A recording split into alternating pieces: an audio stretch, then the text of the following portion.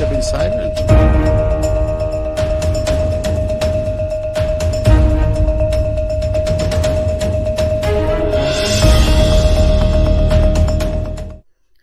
Hello everyone, welcome to Shri Ram's IAS YouTube channel. This is your mentor आरजू कक्कड़। उम्मीद करती हूँ आप सब बहुत बढ़िया हो, खुश हो, स्वस्थ हो।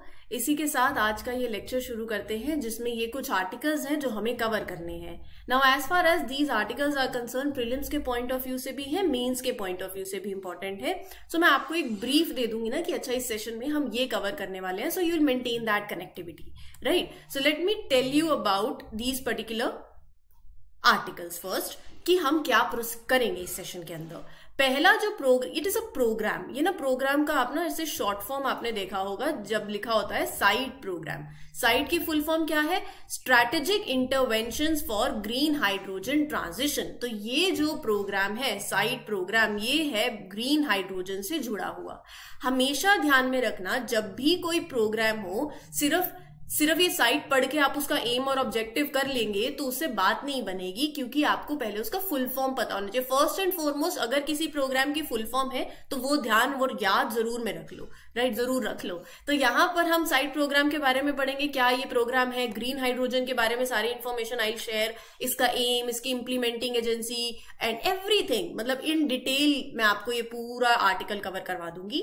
Then you have Bureau of Police Research and Development, BPRD। अब BPRD बेसिकली इसलिए न्यूज में है क्योंकि उन्होंने कुछ को, मतलब यूजर्स को वार्न किया है regarding some scams through WhatsApp. तो हमारे लिए इंपॉर्टेंट है अबाउट BPRD, उसकी static information, when was it set up, उसकी मिनिस्ट्री, उसके ऑब्जेक्टिव्स, राइट, ये सारी information. Then the next article is Pradhan Mantri Awas योजना urban scheme.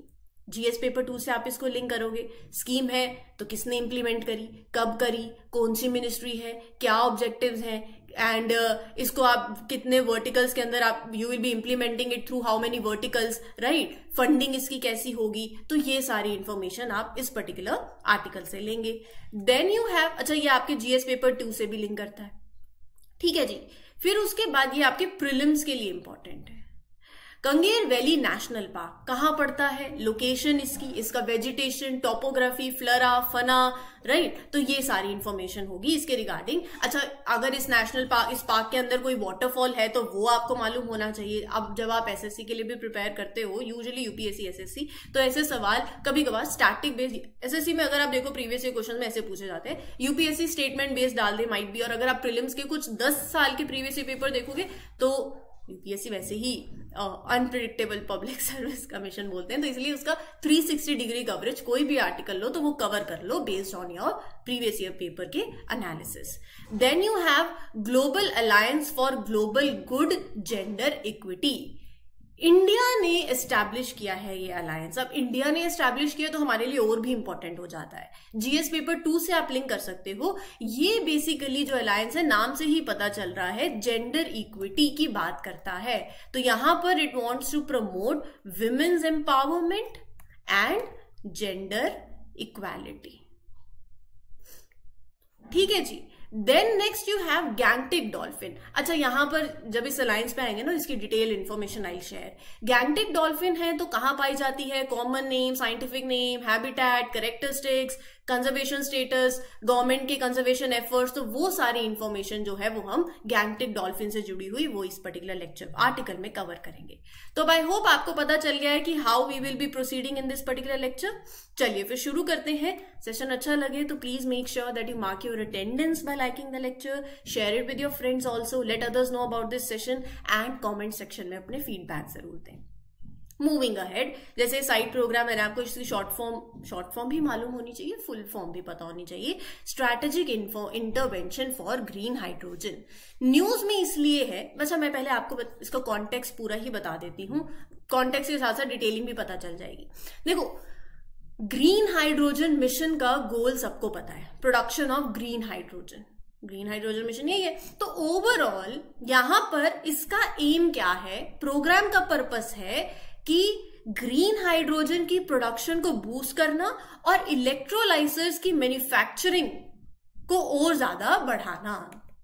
Electrolysers, the devices that are used to produce green hydrogen, right, तो उसकी भी प्रोडक्शन को तो बढ़ाना पड़ेगा। तो ये इस प्रोग्राम का पर्पस है। तो इसके लिए सरकार ने क्या किया है, 17,490 करोड़, ये थोड़ा सा नंबर ध्यान में रख लीजिएगा, इतना अमाउंट एलोकेट किया है for this particular programme until the fiscal year 2029-2030। ठीक है जी, तो ये है इस पर्टिकुलर प्रोग्राम के बारे में। Strategic intervention for green hydrogen transition programme, ये कंपोनेंट है, सब कंपोनेंट है कौन से मिशन का, नेशनल ग्रीन हाइड्रोजन मिशन का। इसका एम क्या है, इसका एम है डोमेस्टिक इलेक्ट्रोलाइजर की मैन्युफैक्चरिंग को बूस्ट करना और ग्रीन हाइड्रोजन प्रोडक्शन की, ऑब्वियसली उसको भी आप बूस्ट करोगे, लिंक दी है, ग्रीन हाइड्रोजन की प्रोडक्शन कैसे ही होगी। ग्रीन हाइड्रोजन क्या है, बेसिकली वाटर, आपने क्या किया, इलेक्ट्रोलिसिस। तो यहां पर जो इलेक्ट्रिसिटी आप दे रहे हो वो आ रही है from which source, renewable source. Renewable source बोले तो अपना विंड एनर्जी, सोलर एनर्जी। तभी तो ये जो हाइड्रोजन फिर आपने यहां से एक्सट्रैक्ट कर, ये ग्रीन हाइड्रोजन है, इसने एनवायरमेंट को कोई नुकसान नहीं पहुंचाया, right. That is what green hydrogen is. तो in initial stage 2 distinct financial incentive mechanisms were proposed with an outlay of 17,490 crore up to 2029-30। ये मैंने आपको बता दिया है कि इतना अमाउंट और इस पर्टिकुलर फिस्कल ईयर के लिए एलोकेट कर दिया गया है। फिर उसके बाद ये जो प्रोग्राम है, it initially introduce 2 incentive mechanisms. एक इंसेंटिव तो उन कंपनीज के लिए जो मैन्युफैक्चर कर रही हैं इलेक्ट्रोलाइजर्स, और एक इंसेंटिव उन कंपनीज के लिए that are producing green hydrogen. Over the time green hydrogen mission progresses and technology develops. तो जैसे जो भी स्पेसिफिक इंसेंटिव्स हैं और प्रोग्राम्स हैं वक्त के अनुसार सब बदलते हैं, तो यहां पर भी चेंज जो है वो डेफिनेटली होगा to adopt the market needs. It is like incentives का इवोल्यूशन आने वाले टाइम में, तो depending on the market and technology development, specific incentive schemes, programmes वो इवॉल्व होंगी जैसे जैसे मिशन आगे बढ़ेगा। Implementing agency solar energy corporation of India would be the implementing agency, जो कि रिस्पॉन्सिबल होगी फॉर द स्कीम्स एग्जीक्यूशन।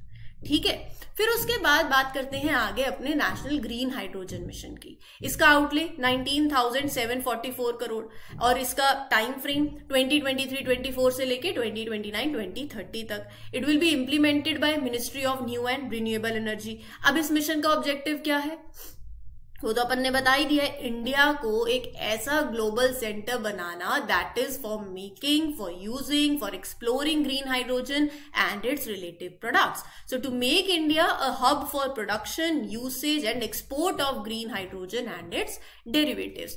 तो इस मिशन के 2030 तक के क्या आउटकम्स एक्सपेक्ट कर रहे हैं, तो वो है अपनी 4 चीजें। पहला, इंडिया प्लान कर रहा है to produce how much MMT, that is 5 MMT, 5 million metric tonnes of green hydrogen every year. और ये बहुत इंपॉर्टेंट है ताकि आप अपने फॉसिल फ्यूल से जो आप इंपोर्ट कर रहे हो, फॉसिल फ्यूल का जो इंपोर्ट है उस पर जो आप डिपेंडेंट हो वो कम हो, right. So it is expected to reduce 1 lakh crore worth of fossil fuels import by 2030। तो इंपोर्ट सेविंग हो गया दूसरा।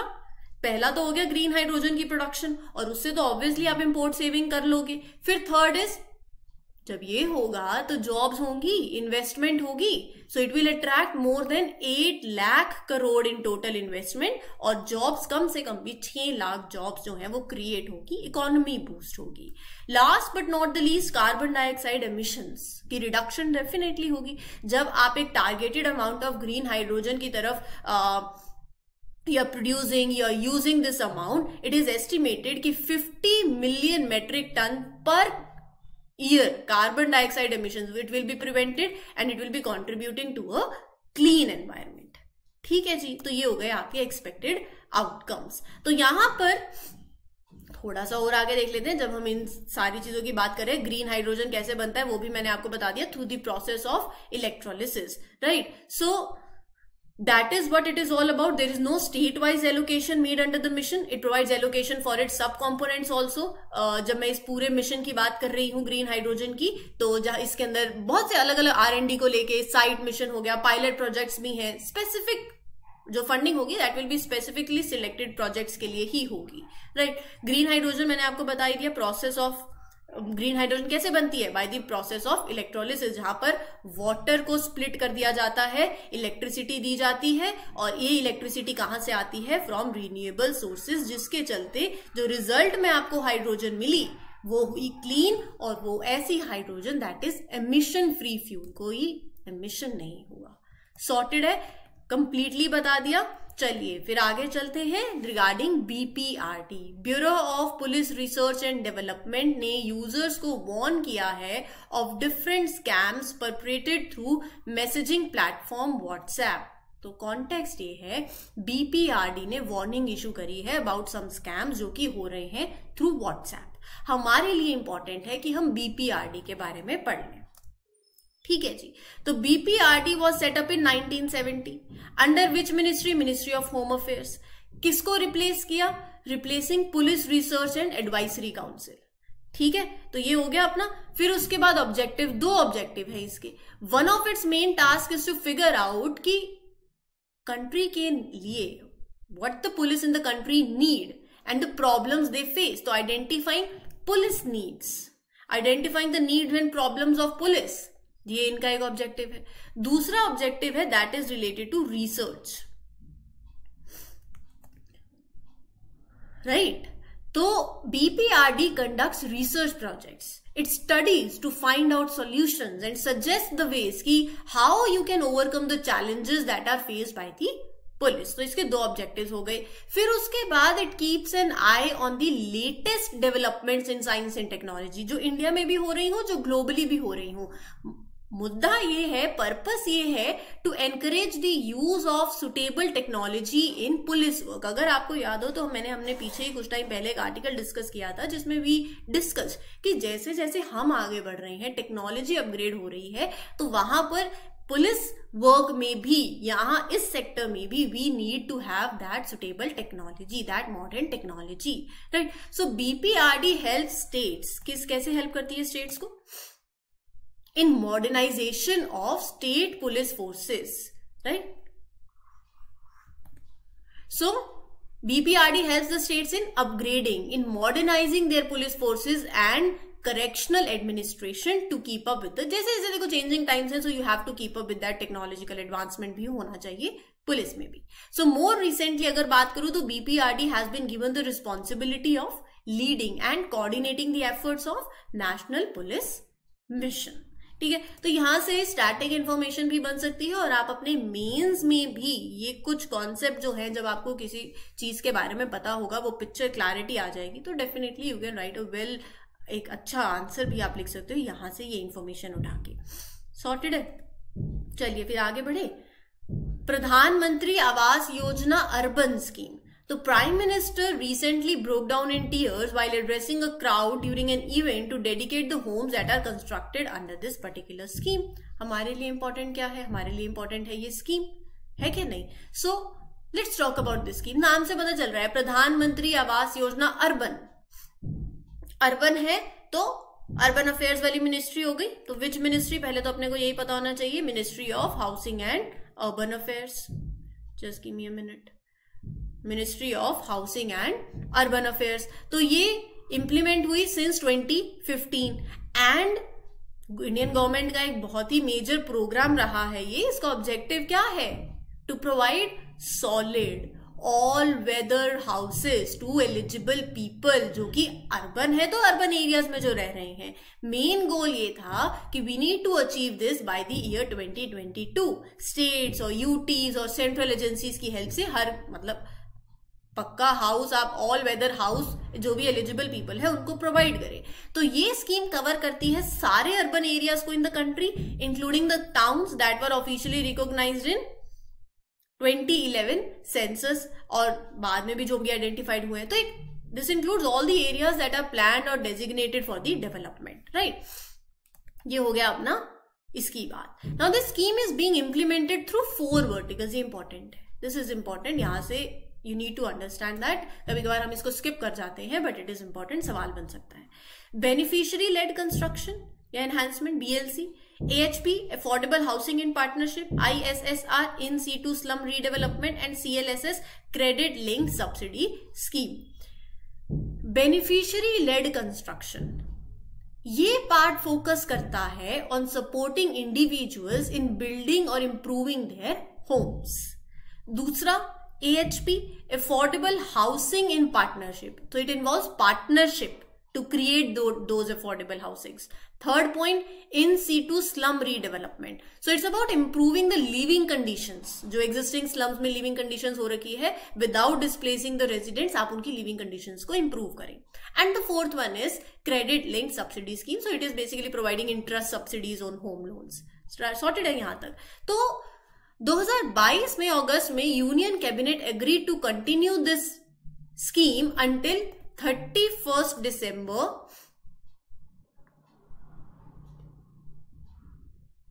2024, राइट. तो फंडिंग स्ट्रक्चर ऐसा है कि जो क्रेडिट लिंक्ड सब्सिडी कंपोनेंट है वो एक इंप्लीमेंट किया जाएगा एज सेंट्रल सेक्टर स्कीम, और बाकी जो तीनों कंपोनेंट्स हमने डिस्कस किए हैं वो इंप्लीमेंट किए जाएंगे एज सेंट्रली स्पॉन्सर्ड स्कीम. ये बहुत इंपॉर्टेंट पॉइंट है, डू रिमेंबर इसका funding structure, right. Now all the houses that are under this particular scheme they come with essential facilities, toilet, water supply, electricity, kitchen, basic amenities होंगी. Mission का क्या aim है? Mission का aim है women empowerment, इसको encourage करना by ensuring कि जो घर हैं that are owned by the female members और ज्वाइंटली ओन्ड. तो विमेन एम्पावरमेंट की तरफ भी एक पर्सपेक्टिव हो गया इसका. नाउ द प्रेफरेंस, अगर मैं बात करूं तो एक इंक्लूसिव अप्रोच है यहां पर. तो preference has also been given to differentially abled person, senior citizen, SCs, STs, OBCs, minority, single women, transgender and the weaker and vulnerable section of society. ठीक है जी. Next is your Kanger valley national park. Now ये park पहले तो क्यों news में है? Kanger valley national park is doing something different. They are working with various organisations, they are teaming up with bunch of different organizations, government departments. किस लिए? to create a plan. क्या plan है वो?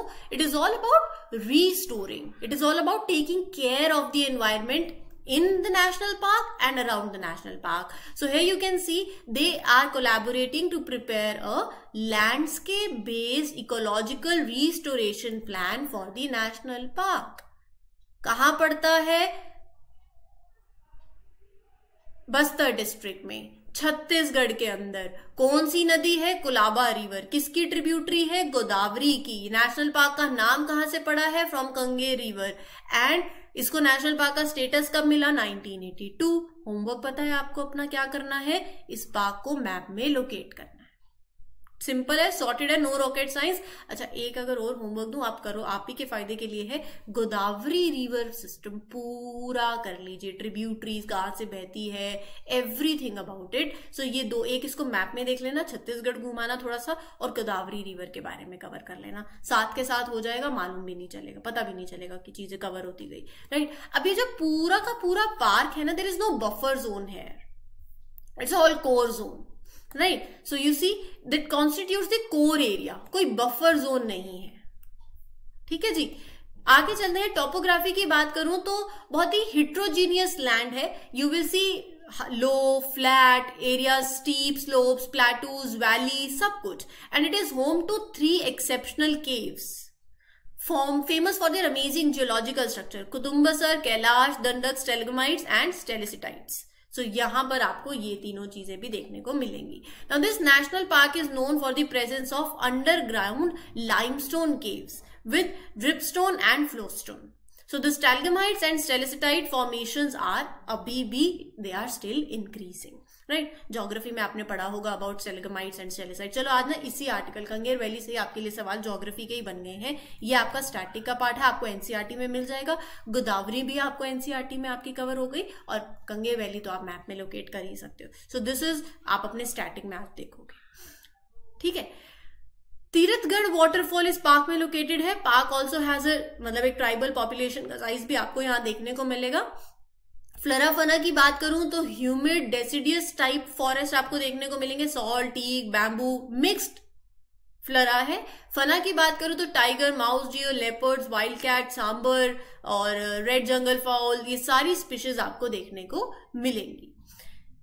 चलिए आगे बढ़ते हैं. Next is your India successfully established a global alliance for global good, gender equity and equality. किस लिए? To promote women's empowerment and gender equality. Now India ने सक्सेसफुली एस्टैब्लिश किया है, तो किसने किया? इंडिया ने. अब जब इंडिया ने किया है तो हमारे लिए और ज्यादा इंपॉर्टेंट हो जाता है। Let's talk about this alliance. आपके जीएस पेपर 2 से आप इसको लिंक कर सकते हो।